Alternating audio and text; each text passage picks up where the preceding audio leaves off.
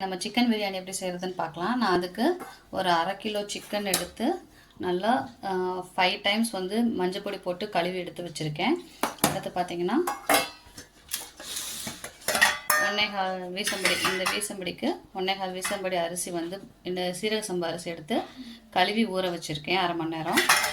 அடுத்து ஒரு பெரிய வெங்காயம் நல்லா நீளமாக கட் பண்ணி வச்சுருக்கேன். அடுத்து ஒரு 2 பச்சை மிளகாய், சின்ன பச்சை மிளகாங்கிறதுனால 2 பச்சை மிளகாய் எடுத்திருக்கேன். நீங்கள் பெரிய பச்சை மிளகாய் வந்துச்சுன்னா ஒரு பச்சை மிளகாய் போதும். அடுத்து ஒரு பெரிய தக்காளியை நல்லா கட் பண்ணி வச்சுருக்கேன். கொத்தமல்லி புதினாவே நல்லா பொடி பொடியாக கட் பண்ணி வச்சுருக்கேன்.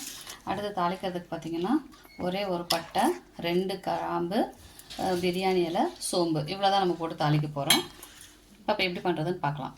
இதை வச்சு நம்ம இது வந்து அடி வந்து கொஞ்சம் கனமான பாத்திரமாக வச்சுக்கலாம். பிரியாணி பாத்திரம் இருந்தாலும் எடுத்துக்கலாம், இல்லைன்னா நான் இதில் குக்கர்லேயே பண்ண போகிறேன். ஸோ இப்போ நம்ம குக்கர் எடுத்துக்கலாம். காயட்டும். காஞ்சதும் எண்ணெய் ஊற்றிக்கலாம். காஞ்சிருச்சு. இப்போ பிரியாணிக்கு தேவையான எண்ணெய் ஊற்றிட்டு காஞ்சிருச்சு. எண்ணெய் காஞ்சதும் நம்ம என்ன பண்ண போகிறோம்னா ஒரு பட்டை கிராம்பு எல்லாம் எடுத்து வச்சுக்கோல, அதை போட்டுக்கலாம். அந்த கிராம்பு வந்து வெடிக்கட்டும். சோம்பு கிராம்பெல்லாம் பொரிஞ்சு வருது. அப்போ நம்ம என்ன பண்ணிக்கலாம்னா இந்த வெங்காயத்தை போட்டுக்கலாம். வெங்காயத்தை போட்டுட்டு நல்லா அதுக்கு ப்ரௌனிஷாக வர்ற வரைக்கும் நம்ம வதக்கிக்கலாம். நல்ல வெங்காயம் வந்து பொன்னிறமாக இந்த அளவுக்கு வரணும். அந்த அளவுக்கு வந்ததுக்கப்புறம் நம்ம தக்காளி, பச்சை மிளகாவை ஆட் பண்ணிக்கலாம். ஆட் பண்ணிவிட்டு இப்போ தக்காளியும் பச்சை மிளகாவையும் வதக்கி எடுத்துக்கலாம். தக்காளி வெங்காயம் வதங்கிடுச்சு. இப்போ நம்ம என்ன ஆட் பண்ணிக்கலாம்னா கொத்தமல்லி, நம்ம எடுத்து வச்சுருக்கிறதுல பாதி கொத்தமல்லி, புதினாவும் ஒரு கைப்பிடி அளவு சேர்த்துக்கலாம். சேர்த்திட்டு இதை ஃபஸ்ட்டு ஒரு 2 வதக்கிட்டு அப்புறம் இஞ்சி பூண்டு சேர்த்துக்கலாம். வச்சு இப்போ ஒரு ஸ்பூன் என்ன பண்ணிக்கிறேன்னா ஒரு ஸ்பூன் இஞ்சி பூண்டு பேஸ்ட்டு போட்டுக்கலாம். போட்டுட்டு அந்த பச்சை வாசம் போகிற வரைக்கும் நல்லா வதக்கி எடுத்துக்கலாம். பச்சை வாசம் போயிடுச்சு. நான் பிரியாணி பவுடர் சேர்க்க போகிறேன். பிரியாணி பவுடர் பார்த்திங்கன்னா இது நானே வீட்டில் அரைச்சி வச்சுருக்க பிரியாணி பவுடர். ஸோ அந்த பிரியாணி பவுடரில் ஒரு ஸ்பூன் சேர்த்துக்கிறேன். ஒரு ஸ்பூன் பிரியாணி பவுடர். அடுத்து நம்ம காரத்துக்கும் கலருக்கும் என்ன பண்ணுறேன்னா காஷ்மீரி சில்லி பவுடர் ஒரு 1/2 ஸ்பூன் போட்டுக்கிறேன். அடுத்து அதே ஸ்பூனில் ஒரு 1/2 ஸ்பூன் கரம் மசாலா, ஒரு 1/2 ஸ்பூன் கரம் மசாலா, அவ்வளோதான். இப்போ இதை நல்லா மிக்ஸ் பண்ணி விட்டுக்கலாம். இப்போ அந்த சமயத்தில் நல்லா ஒரு ஸ்பூன் இந்த அளவுக்கு கொஞ்சம் தயிர், நல்லா கெட்டி தயிர் போட்டு நம்ம மிக்ஸ் பண்ணி விட்டுக்கலாம். தயிர் போட்டு ஒரு 2 மிக்ஸ் பண்ணால் போதும். மிக்ஸ் பண்ணதும் நம்ம சிக்கன் ஆட் பண்ணிடலாம்.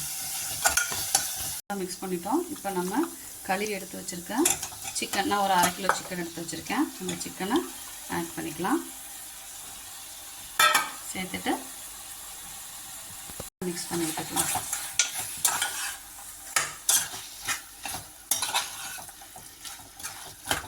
இந்த சிக்கனோட மசாலா சேர்கிற அளவுக்கு நல்லா மிக்ஸ் பண்ணி விட்டுக்கலாம்.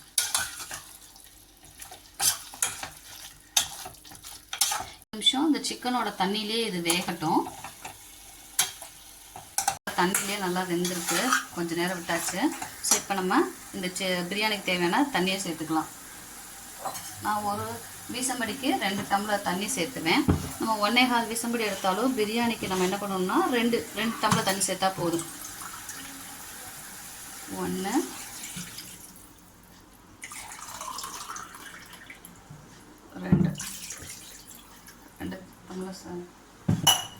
2 டம்ளர் தண்ணி சேர்த்தாச்சு. இப்போது இந்த பிரியாணிக்கு தேவையான உப்பையும் இப்போயே சேர்த்துடலாம்.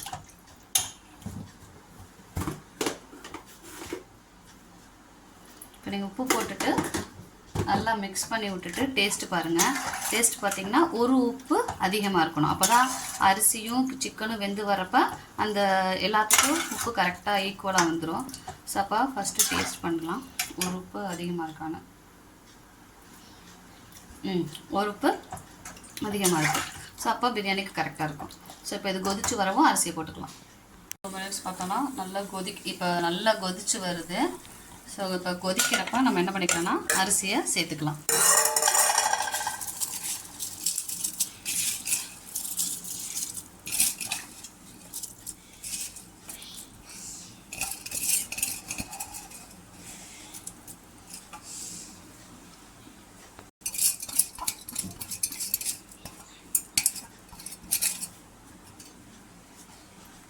சேர்த்துட்டு நல்லா மிக்ஸ் பண்ணி விட்டுக்கலாம்.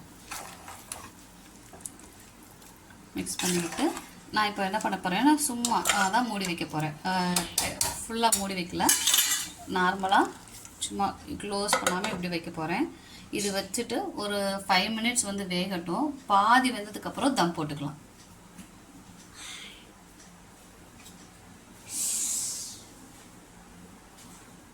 இப்போ ஒரு 5 மினிட்ஸ் எடுத்து பார்த்தோன்னா நமக்கு சாதம்லாம் பாதி வெந்திருக்கு. இந்த பாதி வெந்த சமயத்தில் ஒரு தடவை இதை திருப்பி விட்டுட்டு நம்ம என்ன பண்ணலாம்னா தம் போட்டுக்கலாம். ஸோ தம் போடுறதுக்கு நான் என்ன பண்ணியிருக்கேன்னா ஒரு பழைய தோசைக்கல், இரும்பு கல் இருக்கு இல்லையா, அது வச்சுட்டு எப்பயுமே. ஸோ அதை வச்சுட்டு அடுப்பை சிம்மில் வச்சுக்கலாம். சிம்மில் வச்சுட்டு நம்ம கேஸ்கெட் போட்டு எப்பயும் போல் நல்லா க்ளோஸ் பண்ணி சிம்மில் வச்சு ஒரு விசில் விட்டுக்கலாம். ஒரு விசில் விட்டாலும் சரி, இல்லை ஒரு 10 மினிட்ஸ் கழிச்சு நீங்கள் ஆஃப் பண்ணியே எடுத்துக்கலாம். நான் வந்து ஒரு விசில் எடுத்துக்கிறேன். போட்டு ஒரு 10 மினிட்ஸ் ஆச்சு. இப்போ நம்ம அடுப்பை ஆஃப் பண்ணிவிட்டு இந்த விசில் அடங்குற வரைக்கும் நம்ம என்ன பண்ணுவோம்னா விட்டுட்டு ஓப்பன் பண்ணிக்கலாம். ஏன்னா ப்ரெஷர் அடங்கிருச்சு. ஸோ இப்போ இதை ஓப்பன் பண்ணிக்கலாம்.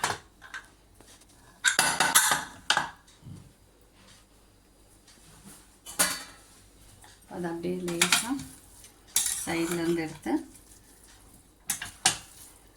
போட்டுக்கலாம். நல்லா வந்திருக்கு.